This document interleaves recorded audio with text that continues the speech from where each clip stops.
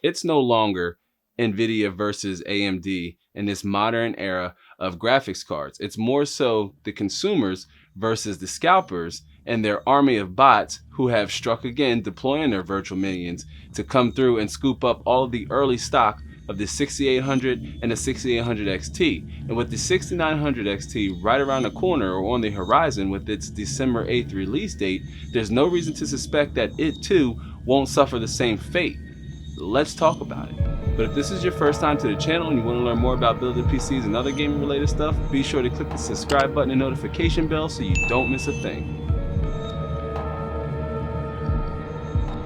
What's happening, YouTube and the internet? Terrence here, and we are back inside the lab, and we are continuing the conversation from Saturday's live stream and discussing the state of the GPU market, starting with the recent launch of the RX 6000 series, more specifically the 6800 and the 6800 XT, which we expected that stock was going to be bad, but not this bad or not as worse as the RTX 30 series, which also is still out of stock, or at least they're still being scalped by scalpers.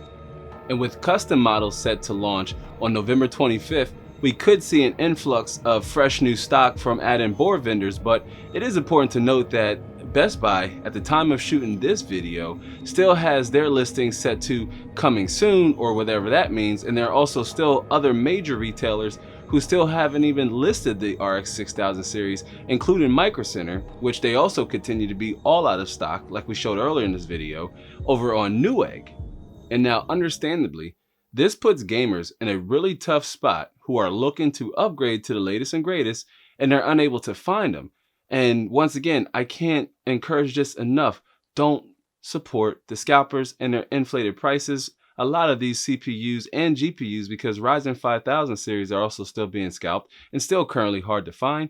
Don't encourage or don't support the scalpers, right? We need to wait until stock materializes and we can find these products at MSRP.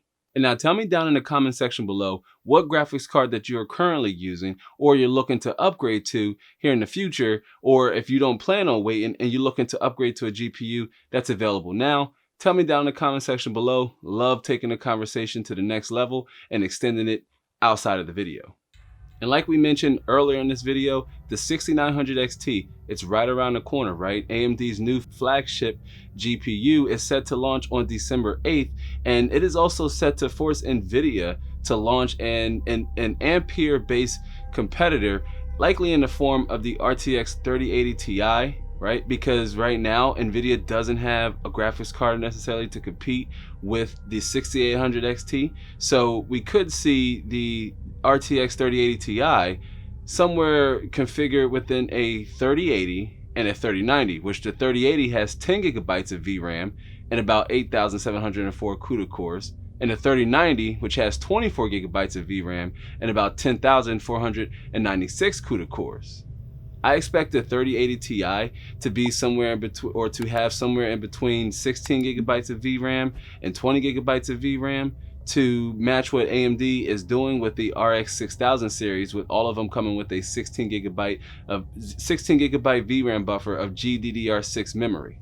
And now the 3080 Ti is a graphics card that I myself may have to consider because I've been looking for a viable upgrade path from an RTX 2080 Ti and possibly even an RTX 2080 for both my gaming workflow and my content creation workflow. I separate the two because I know I talked about this in the past couple of vlogs, which I'll try to remember to throw a link up to the card here where you can give some of those videos a look-see after watching this one. But I talked about an upgrade path personally for myself with an upcoming, dedicated gaming rig, mini ITX dedicated gaming rig, and also upgrading my editing station with, I have an 8700K, so I'm either looking to upgrade to a 9900K or a possible, Zen 2 CPU and an X570 motherboard. The 6900 XT is an alluring graphics card, but again, I really think that it's going to be hard to find, especially at launch, and it's just not going to be available for likely Q1 or Q2 going into the new year. But even if the RTX 3080 Ti does launch, and it launches at a competitive price with the 6900 XT, right? More VRAM and just overall faster 4K performance and better ray tracing. If it's not available, it's all null and void. I have to try to stick to an alternative upgrade path, or I myself wait till stock normalizes. And if you're interested in an even lower, a lower budget or a more budget conscious option 1080p card, new, somewhere under $200, I'll throw a link up to the card to the 1650 Super review I did earlier in the year, still very relevant. And that graphics card, although the price fluctuates, still great for 1080p, and you can pair it with the newer CPU and maybe even older CPU. And then we also need to keep an eye out for the Navi 10 refresh, aka the replacements for the 5700 and the 5500 and the 5600 XT, which would all likely come on the big Navi 22 GPU, which will most likely be the 6700 XT, which I imagine will come with maybe 10 gigabytes of VRAM or 11 gigabytes of VRAM, and the 5500 or the 6500. Right? Sometimes these naming conventions can get a little bit confusing, but the 6500 or the 6600 XT, those GPUs will likely come into that price category that's once again being left, null and void or being left ignored. And then I also too expect the 3080 Ti, the hypothetical 3080 Ti, to also come with GDDR6 memory and about 9,500 CUDA cores, somewhere in between that ballpark, and be competitively priced at maybe even under $1,000. But again, if there's not enough supply to meet the demands of the community and to meet consumer demands, these awesome products would be nothing more than another paper launch. And AMD and Nvidia haven't been very transparent on when we can expect normal stock. And by normal stock, I mean GPUs that are selling at MSRP. And this could be concerning for, those who want to get into PC gaming. This could also be discouraging to them because we all know the common saying, or one of the common reasons most PC or most console gamers don't want to make the leap to PC. And that's because they say PC gaming is too expensive. Well, thanks to the scalpers, that is slowly becoming true.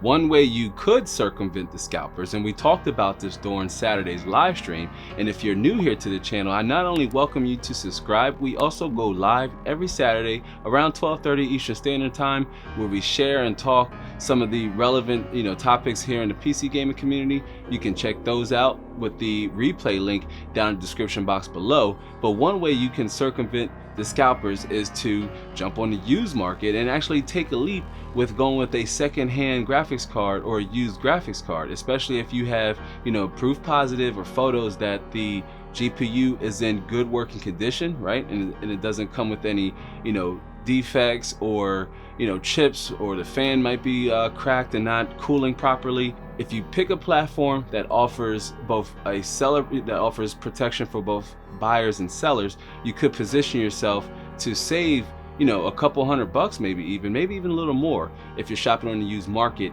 and you want to capture what we talk about here on the channel, that used price to performance. But check out the used market. You can shop on places like eBay, which, depending on where you are in the world, could likely get the GPU shipped to you from a seller that's selling on eBay. And then you can also check the local Facebook marketplace, adhering to your local guidelines and what have you, and staying safe and protected. But there are ways to navigate that. You can also take a look at the new market and take advantage of the overstock of RX 5700 XTs and 1660 Ti's and Supers if you're running a 7th gen or lower NVIDIA GPU and an AMD equivalent, say a 400 series or lower graphics card. And you can find out more about those graphics cards with the links down in the description box below, because they offer a solid 1080p experience and maybe even a 1440p gaming experience, depending on the game and the type of settings you like to play your games at. But you can pocket some of those savings by going with a moderate graphics card now, either on the new market or the used market, and really put the rest of that budget into acquiring a decent gaming monitor, either a 1440p 144Hz IPS monitor or a 1080p high refresh rate monitor if you're looking to jump in and make a splash on the competitive scene. And for more awesome PC gaming content, watch the top playlist first and the bottom one next. Consider joining our community by tapping the round subscribe icon down there below. And with that said, I'm gonna go ahead and go. Thanks for giving us one a watch. I hope to catch you on the next one. So until then, be easy.